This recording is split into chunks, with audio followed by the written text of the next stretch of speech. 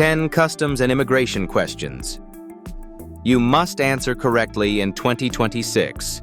Avoid denial at the airport. In 2026, immigration officers don't just listen to what you say. Behind the desk, AI systems are analyzing your tone, your timing, your confidence, and even hesitation. One sentence, something you think is harmless, can silently flag you before your passport is even stamped. Every day, travelers with valid visas, return tickets, and hotel bookings are pulled aside, delayed for hours, or denied entry entirely. Not because they broke the law, but because they answered one question the wrong way. In this video, I'll walk you through the 10 exact customs and immigration questions you must answer correctly in 2026, and more importantly, how immigration officers expect to hear those answers. Stay with me, because question number 7 is responsible for more airport denials than any other. And most travelers don't even realize they've already failed it by the time they speak. 2. Authority plus trust signal narrator. Measured, confident, authoritative.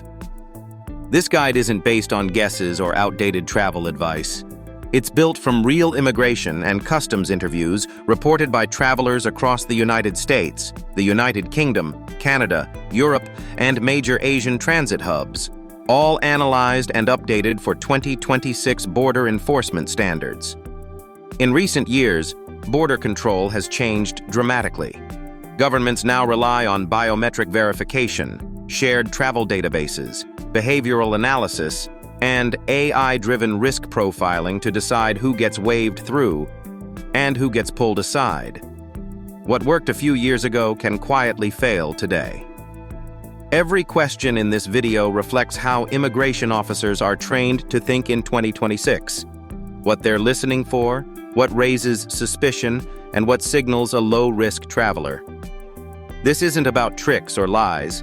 It's about answering correctly, confidently, and safely in a system that no longer gives second chances. 3. What's changed in 2026 is not just the questions. It's how your answers are evaluated. Immigration officers are now supported by AI behavior analysis that looks for hesitation, inconsistencies, and nervous pacing, even when your documents are perfectly valid. Countries also share more data than ever before. Travel history, previous overstays, visa refusals, and entry patterns are now cross-checked across borders in seconds. That means your answers must align with records you don't see, but officers do. Remote work has become a major red flag. Many travelers are stopped not for working illegally, but for describing their job in a way that sounds like unauthorized employment. And financial checks now go beyond cash. Officers consider bank access, card usage, and overall spending credibility. This is why answers that worked in 2023 can quietly get you stopped in 2026, without warning. 5. Question number 2. How long are you staying? The second question sounds harmless, but it carries serious weight. How long are you staying? In 2026, immigration officers aren't just listening for a number. They're measuring how certain you sound when you give it. Vague timelines are a major red flag. Answers like, about 2 weeks, maybe 10 days, or not too long, suggest indecision. And indecision at the border is often interpreted as flexibility, the kind associated with overstays. The safest response is short, exact, and confident. For example, 12 days, return flight booked. That answer shows you know your itinerary, you've planned your exit, and you're not negotiating your stay in your head while standing at the desk. Avoid explaining unless you're asked. Extra details create unnecessary openings for follow-up questions. Because once officers sense uncertainty here, the next question isn't routine anymore. It's designed to verify whether your stay is truly temporary. 6. Question number 3. The next question sounds simple, but it causes visible stress for many travelers. Where will you be staying? In 2026, this question isn't about hospitality. It's about verifiability. Immigration officers want to know whether your accommodation exists, is accessible, and matches the length of stay you've already stated. A very common mistake is relying on internet access. Travelers reach for their phones, struggle to load emails, or can't find an address at all. That hesitation alone can trigger additional scrutiny. The smartest move is preparation. Save your hotel or Airbnb confirmation offline, with the full address clearly visible. If you're staying in multiple places, know the first one by memory. Answer calmly and directly, for example, "I'm staying at the Hilton downtown for 5 nights." Because this next moment matters. Nervousness is one of the strongest behavioral signals officers notice, and the following question is designed to see whether that nervousness has a reason. 7. Question number 5. Narrator. Firm, neutral, instructive. When immigration officers ask, "How much money are you carrying?" they aren't just counting cash. In 2026, this question is about financial credibility, whether you can realistically support yourself during your stay. Many travelers still think this is a trick question. It isn't. What raises concern is joking, hesitating, or dramatically under or overstating your situation. Humor at the border is often misunderstood, and nervous laughter can be interpreted as evasion. The reality in 2026 is simple. Bank access matters more than cash. Officers understand that most travelers use cards. A calm, honest answer works best. For example, "I have about $800 in cash, and I have access to my bank cards." That response shows preparedness without oversharing. Say it plainly, say it once, and stop there. Because the next question shifts from money to personal connections, and that's where officers begin assessing long-term intent. 8. Question number 5. Do you know anyone here? Narrator, serious, measured, slightly cautionary. When an immigration officer asks, "Do you know anyone here?" it may sound like casual conversation, but in reality, this is a hidden intent check.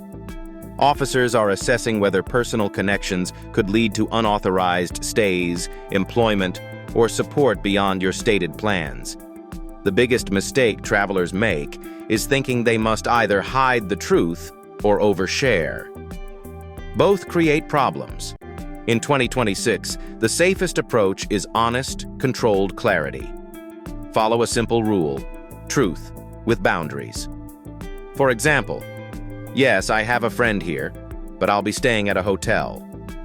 That answer acknowledges the connection without implying dependence, accommodation, or long-term plans. Avoid emotional language. Avoid stories. And never volunteer extra details unless asked, because from this point forward, the questions change tone. Officers are no longer warming up. They're deciding risk. And now we're entering the questions that actually get people denied. 9. Question number 6. Narrator. Firm, composed, authoritative. When immigration officers ask, "Have you been here before?" this is not a memory test.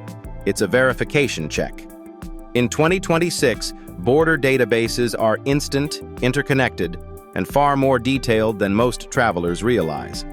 Every prior entry, overstay, visa refusal, extension, or secondary screening is recorded and accessible within seconds.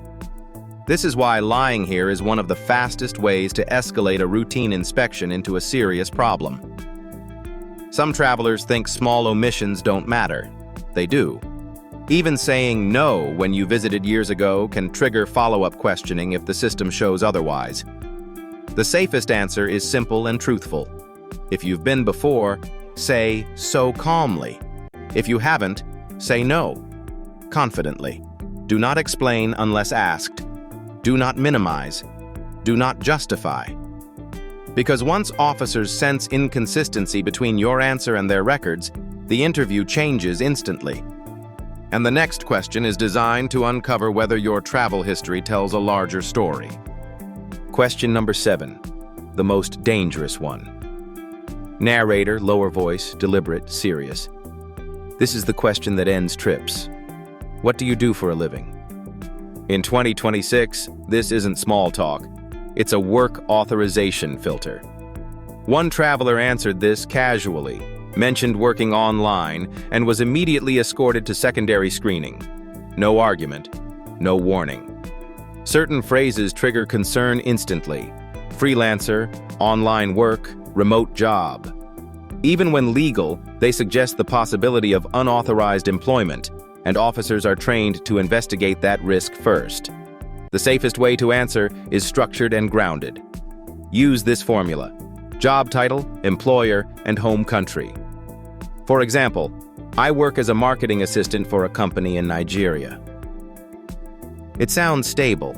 It anchors your income outside the country, and it gives officers no reason to dig deeper. Say it calmly. Say it once. Because if this answer raises suspicion, everything else you said stops mattering.